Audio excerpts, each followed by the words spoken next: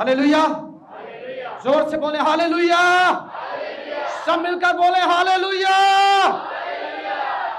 मेरे अजीज, हम खुदा का कलाम सुनते हैं, लेकिन जैसे ही बाहर निकलते हैं हम भूल जाते हैं।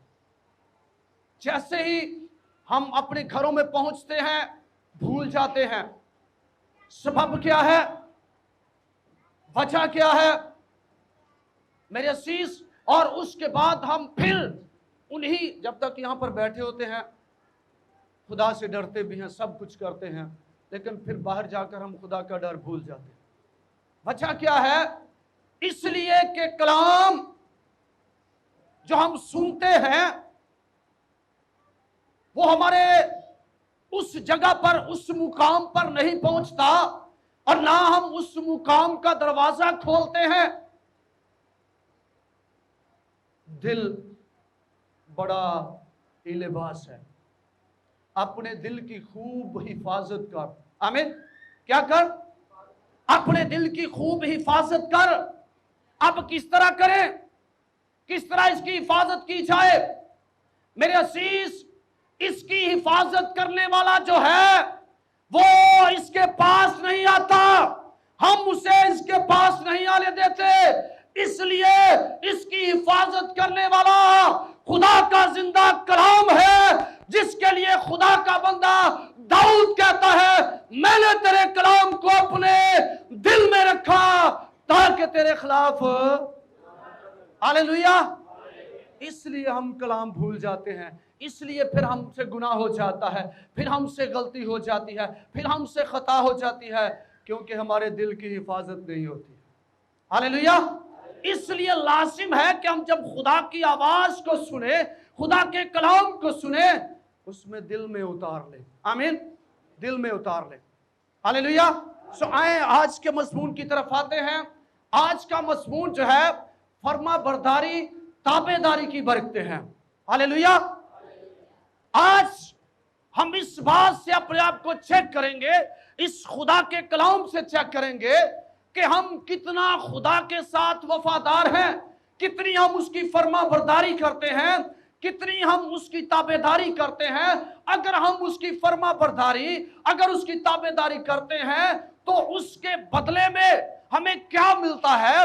अगर हम नाफरमानी करते हैं, अगर ताबेदारी नहीं करते, तो फिर हमारे साथ क्या होता है? आए खुदा के कलाम मुकद्दस में से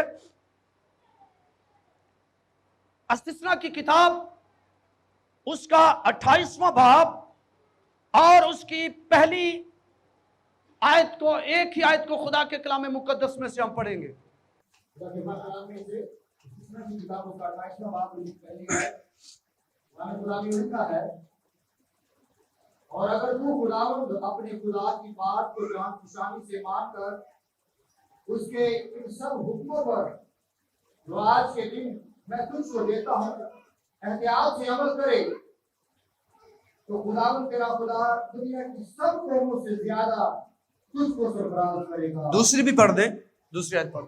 और अगर तू खुदावंद अपने खुदा की बात सुने तो ये सब बरकतें तुझ पर नाज़िल होगी और तुझको मिलेगी। आमीन। खुदा के कलाम मुकद्दस पढ़े और सुने जाने पर खुदा की खास बरकत हो। हालेलुया। जी मेरे अजीज, खुदा का बंदा मूसा इस बात को बयान कर रहा है। वो कहता है कि आज के दिन मैं जो तुम्हें खुदा के मुंह की बातें, खुदा के उस मुंह के अल्फाज, जब खुदा कलाम करता है, खुदा बोलता है, उसके ये अल्फाज जो खुदा के मुंह से निकले हैं, कि खुदा का बंदा मूसा बता रहा है, अगर तू खुदावंद अपने खुदा की बात को जानशानी के साथ मानकर उसके उन हुक्मों पर अमल करे जो आज के दिन मैं तुम्हें देता हूं, एहतियात करके अमल करे, तो तेरा खुदा तुझे सारी कौमों में से दुनिया में सरफराज कर देगा। अगर तू میرے خدا کے منہ کی باتوں کو سن لے, اس پر عمل کرے, تابعداری کرے, تو پھر خدا کہتا ہے اس کے ساتھ ساتھ سرفرازی تو ملے گی, لیکن اس کے ساتھ تجھے برکتیں بھی دوں گا, برکتیں نازل تو ہوں گی. یہاں پر ہم بیٹھے ہوئے خدا کی برکت نازل ہو رہی ہے, ہاللیلویہ, لیکن ملے گی سب کو نہیں, ملے گی ان کو ہی جو تابعداری کریں گے, ملیں گی ان کو ہی جو عمل کریں گے, ورنہ نہیں ملیں گے. میرے عزیز, خدا کے کلام مقدس میں یہ بات ہمیں بتائی جا رہی ہے کہ ہم نے مکمل طور پر خدا کی تابعداری کرنی ہے, خدا ان کے ساتھ وفادار رہنا ہے. لیکن میرے عزیزو, آئیں ذرا میں آپ کو ایک واقعہ بتاتا چلوں کہ اگر ہم خدا کے ساتھ وفادار نہیں رہتے, اگر ہم اس کی بات کو نہیں مانتے, تو پھر ہوتا کیا ہے. آئیں ذرا خدا کے کلام مقدس میں سے پہلا سلاطین اس کا 13واں باب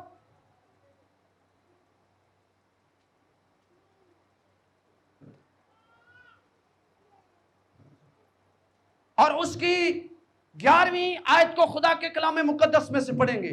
جی پاسٹر جو خدا میں لکھا ہے, اور بیتیل میں ایک بوڑھا نبی رہتا تھا, بڈھا, تو اس کے بیٹوں میں سے ایک نے آ کر وہ سب کام جو اس مرد خدا نے اس روز بیتیل میں کیے اسے بتائے, اور جو باتیں اس نے بادشاہ سے کہی تھی ان کو بھی اپنے باپ سے بیان کیا. آمین, ہاللیلویہ. لکھا ہے کہ اس بیتیل علاقہ جو ہے, یہاں پر ایک نبی پہنچا جس نبی کا نام سمیہ تھا. جب یہ وہاں پر پہنچا تو وہاں پر مذبح بنائے گئے, اور جب سمیہ نے دیکھے تو وہاں کا جو بادشاہ تھا وہ بھی وہاں پر موجود تھا, اور اس نے کہا یہ جو تم لوگوں نے مذبح بنائے ہیں یہ قربانی کے لیے تو ہے, اس پر قربانی جلائی تو جائے گی, لیکن یہ قربانیاں جو جلائی جائیں گی وہ قربانیاں نہیں ہیں جو تم جلانا چاہتے ہو, بلکہ ان مذبحوں پر انسانوں کی ہڈیاں جلائی جائیں گی. یہ بات سن کر بادشاہ غصے میں آ گیا, اور اس بادشاہ نے اپنا مذبح سے ہاتھ بڑھا کر اس سمیہ کو پکڑنے کی کوشش کی, لیکن وہ اس بات کو بھول چکا تھا, یہ بات اسے یاد نہیں تھی, جو کوئی میرے ممسوح کو, جو کوئی میرے خادم کو چھوتا ہے وہ میری آنکھ کی پتلی کو چھوتا ہے. کلام فرماتا ہے جیسے اس نے ہاتھ بڑھایا تو اس کا ہاتھ سوکھ گیا. اب وہ رونے لگا, اس نبی سے التجا کرنے لگا کہ میرا ہاتھ ٹھیک کر دے, مجھ سے غلطی ہو گئی. اس خدا کے بندہ, اس نبی نے خدا کے آگے التجا کی کہ خدا نے پھر اس کا ہاتھ پھر بحال کر دیا. ہاللیلویہ, پھر بحال ہو گیا. اب وہ بادشاہ یوشیا بادشاہ کہتا ہے ایسا کر نبی, تو میرے گھر میں چل اور کھانا کھا, اور پھر اس کے بعد جدھر جانا ہے چلا جانا. لیکن وہ کہتا ہے نہیں بادشاہ, میں ایسا نہیں کر سکتا, میرے خدا کا حکم ہے, میں اس کی تابعداری میں ہوں, میں اس کی فرما برداری میں ہوں. میرے خدا نے کہا تھا اس شہر کے اندر, اس ملک کے اندر نہ تو کسی کے گھر سے روٹی کھانا, نہ کسی گھر سے پانی پینا, اور نہ ہی جس راستہ پر تو جائے واپس آنا. اس نے کہا ٹھیک ہے, اگر خدا کا حکم ہے تو وہ پھر آپ جا سکتے ہیں. جیسے ہی وہ وہاں سے نکلا, اس جگہ پر ایک جس کا ہم پڑھ رہے تھے اس علاقہ کے اندر ایک نبی تھا جو بڈھا ہو چکا تھا، اس کے 2 بیٹے وہاں پر موجود تھے. وہ گئے اپنے گھر میں جا کر کہتے ہیں اپنے باپ سے، آج ہم نے ایک نبی کو دیکھا جو اس نے نبوت کی، اور اسی وقت نبوت کے دوران وہ دونوں مذبے گر کے راکھ بن گئے. اور انہوں نے کہا باپ ایک نبی تھا، اس نے نبوت کی، مذبے بھی گر گئے، اور پھر ایک اس بادشاہ کا ہاتھ بھی سوکھ گیا، واقعی وہ نبی تھا. تو کہتا تم اسے کھان کیوں نہیں لے کر آئے؟ کہتے ہیں ہم نے بڑا اس کو کہا، وہ نہیں ہے. کہتے کس طرف گیا ہے؟ اس طرف جس راستے پر گیا. جلدی سے اس نے اپنے گدھے پر زین کس کر بیٹھ کے اپنے گدھے پر اور جا کر اس نبی کو پکڑ لیا. کہتا ہے ہو نہیں سکتا کہ تو میرے علاقہ میں بغیر کھانا کھائے جائے. یہ وہی لوگ کہتے ہیں جن کو برکت دینے کا طریقہ ہے. ہاللیلویا. ورنہ میرے پادری چل ٹھیک ہے کوئی نہیں، ہمیں سب سے پہلے یہ وہ لوگ کرتے ہیں جن کو تجربہ ہے برکت لینے کا. وہ کہتے ہیں نہیں، میرے خدا نے منع کیا ہے. بے شک تو بھی نبی ہے، میں بھی نبی ہوں، لیکن خدا نے مجھے حکم دیا ہے کہ یہاں سے نہ روٹی کھانا نہ پانی پینا، اور جس راستہ سے میں آیا ہوں واپس بھی نہیں جا سکتا. آپ کو بڈھا نبی کہتا ہے میں بھی تو نبی ہوں، میرے ساتھ کلام ہوا ہے، فرشتہ نے مجھے کہا ہے کہ وہ نبی میرا جا رہا ہے، اسے اپنے گھر میں لے کر آ تاکہ وہ روٹی کھائے، پانی پیے، آرام کرے اور پھر جائے. اس نبی نے اسے نبی سمجھ کر اس کی بات مان لی اور وہ اس کے گھر چلا گیا. کھانا کھایا، آرام کیا، اس کے بعد وہ اس گدھے پر بیٹھ کر جانے لگا. جیسے ہی وہ اس علاقہ سے باہر نکلا، خدا کا کلام فرماتا ہے ایک شیر نکلا اور شیر نے اٹیک کیا اور اس نبی کو وہیں پر دے کر دیا. ایک قدم بھی آگے نہیں جانے دیا، اور لکھا ہے گدھا اس کی لاش کے پاس کھڑا رہا. اس کا مطلب ہے کہ اس شیر نے گدھے کو کچھ نہیں کہا بلکہ اسے مارا ہے جس نے خدا کے کلام کے خلاف کام کیا ہے، اسے مار دیا ہے. جب ہم اس کی فرما برداری میں رہتے ہیں، جب ہم اس کی تابعداری میں رہتے ہیں، ہم پر کوئی شیر اٹیک نہیں کر سکتا، نہ بیماریوں کا، نہ پریشانیوں کا، اور پھر نہ ابلیس کی تاثیریں ہم پر اٹیک کر سکتی. اسی وقت ہوگا جب ہم فرما برداری سے، تابعداری سے باہر نکل جائیں گے. میرے عزیز، اگر ہم دانیال کی کتاب کا مطالعہ کرتے ہیں تو اس میں لکھا ہے چوتھے باب کے اندر یہ بات کہ دانیال بادشاہ کے دور کے اندر ایک حکم دارا مادی بادشاہ نے حکم جاری کر دیا کہ جو کوئی 30 دن تک کسی سے درخواست اپنے معبود سے کرے گا اسے شیروں کی ماند میں ڈال دیا جائے گا. میں شان کی آپ کو بتانا چاہتا ہوں میرے عزیز، جب اس مرد خدا نے جس کے اندر فاضل روح تھی، جو خوابوں کی تعبیر کرتا تھا، جو رویا کا مطلب بتاتا تھا، اس نبی اس نے کہا نہیں، ایسا نہیں ہو سکتا، میں اپنے خدا کے سوا جس نے یہ حکم جاری کیا ہے میں اس کے سوا کسی کے آگے نہیں جھکوں گا، نہیں نافرمانی کروں گا، میں پوری تابعداری کروں گا. اور کلام کہتا ہے وہ دن میں 3 مرتبہ ہیکل کی طرف رخ کر کے کیا کیا کرتا تھا؟ دعا کیا کرتا تھا اپنے ہی خدا کے آگے، اپنے ہی معبود کے آگے. یہ بات بادشاہ کو بتا دی گئی. بادشاہ نے دانیال کو بلا لیا اور پھر اسے شیروں کی ماند میں ڈال دیا. بتانا یہ چاہتا ہوں کہ یہاں پر ایک شیر ہے اور سمیہ نبی کو ہلاک کر دیا، لیکن وہ خدا کا سورما، خدا کی تابعداری کرنے والا شیروں کی ماند میں ڈالا گیا.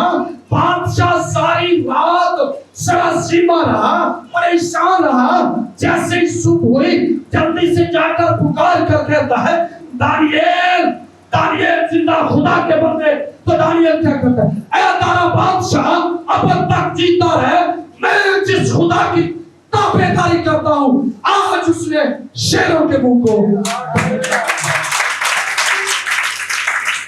شیر مجھے کچھ نہیں کہہ سکتے۔ میرے عزیز، اگر آپ تابعداری کریں گے، اگر آپ فرما برداری کریں گے تو خدا آپ کی زندگیوں کے اندر بھی برکتیں بھی دے گا، آپ کو سرفراز بھی کرے گا اور پھر آپ کو شفا بھی دے گا۔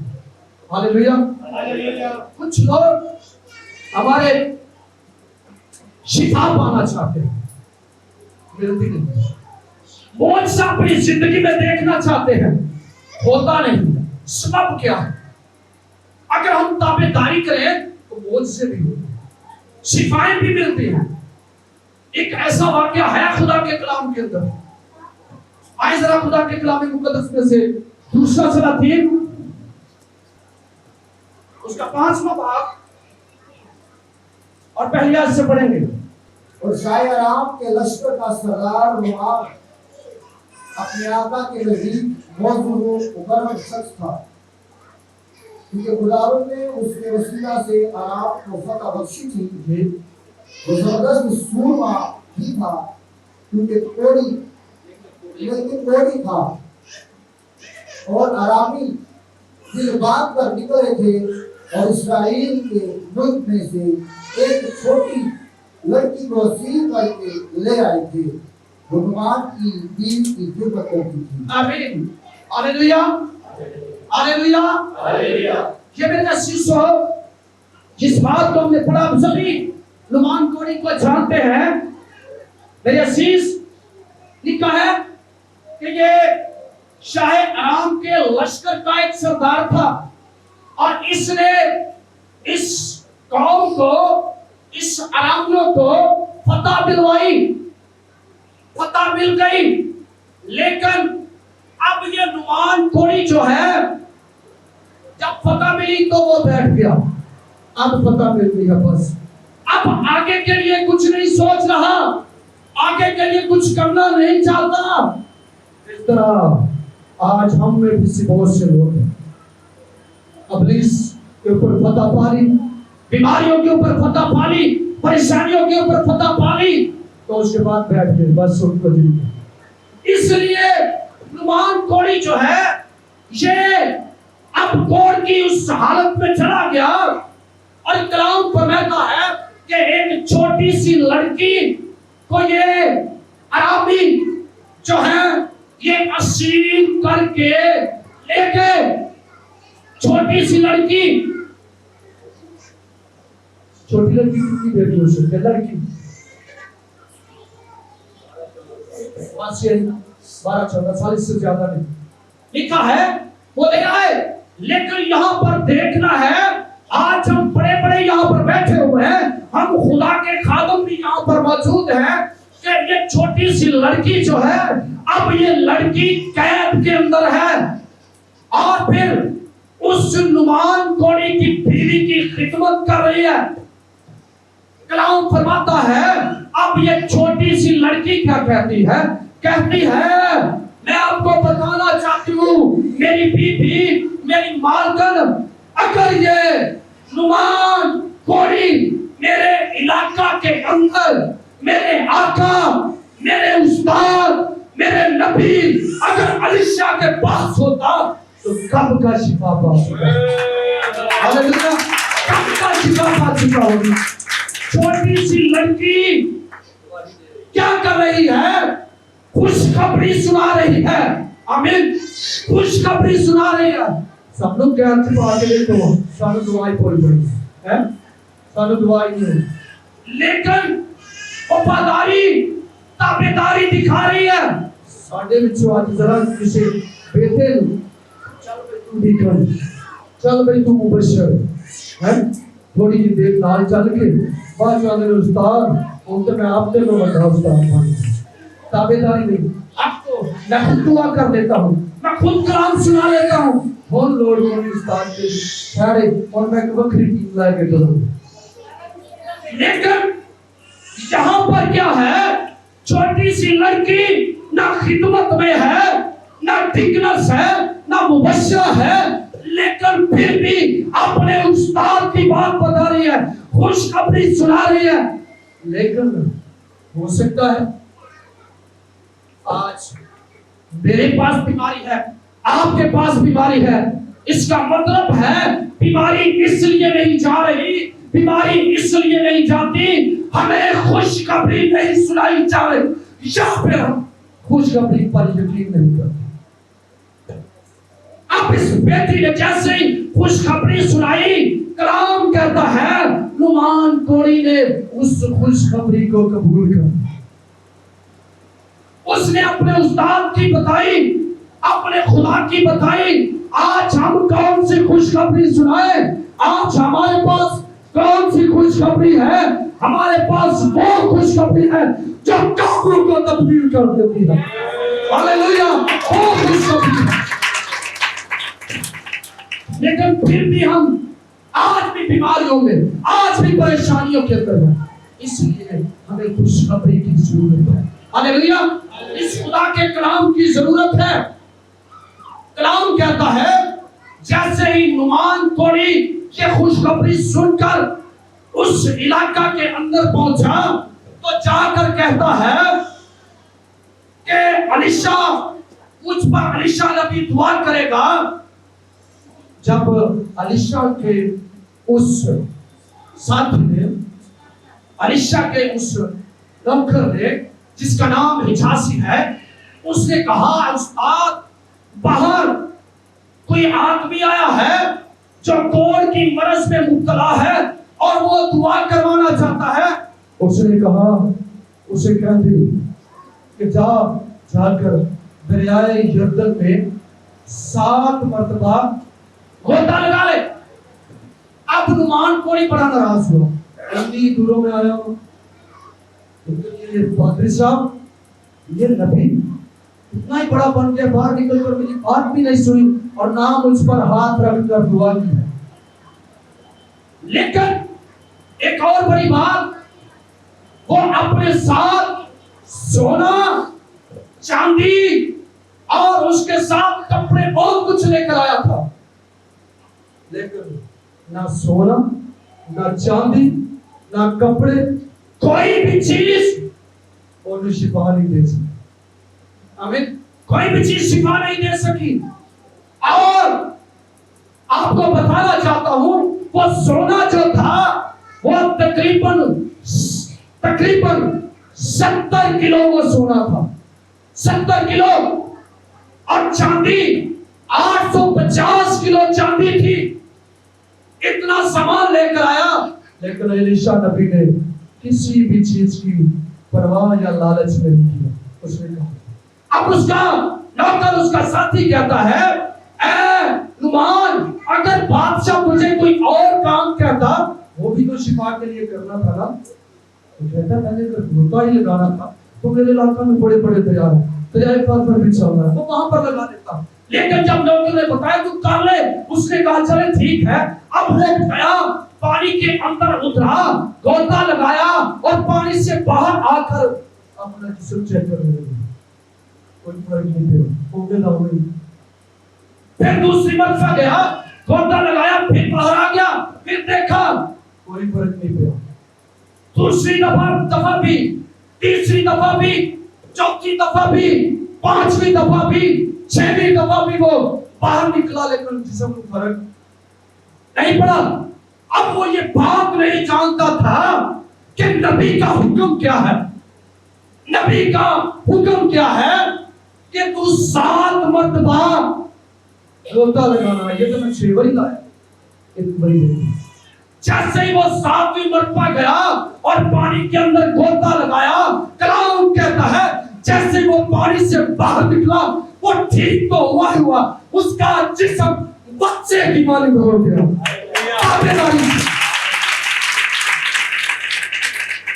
آج ہم کون سی تابعداری کریں؟ اور سب سے بڑی بات میں آپ کو بتانے لگا، آخری بات. میرے عزیز، کبھی بھی کوئی بھی تارے خدا کے ساتھ وفادار نہیں ہو سکتا، خدا کی تابعداری نہیں کر سکتا. یہ کلام کا قانون ہے، اپنے اپنے پیشواؤں کے تابع رہو. پہلے آپ کی وفاداری، آپ کی تابعداری آپ کے خادم کے ساتھ ہے اور پھر خدا کے ساتھ. ہاللیلویا ہاللیلویا. اس لیے لازم ہے اگر ہم چاہتے ہیں کہ ہم برکت پائیں، سرفراز ہوتے جائیں، شفا پائیں، معجزات ہماری زندگی میں ہو، تو میرے عزیز خدا کے ساتھ وفادار ہونا شروع کر دیں. آج ہی اپنے آپ کو خدا کے ساتھ آج ہی اپنے رشت قائم کر لیں. اور اگر آپ اپنے پیشوا سے، آپ اپنے استاد سے دور ہیں تو آج ہی خدا سے اس بات کی معافی مانگ لیں اور اپنے آپ کو پھر تعبیدہ پاک اپنی داری میں لے آئے. خدا مجھے آپ کا کلام سے پڑھے.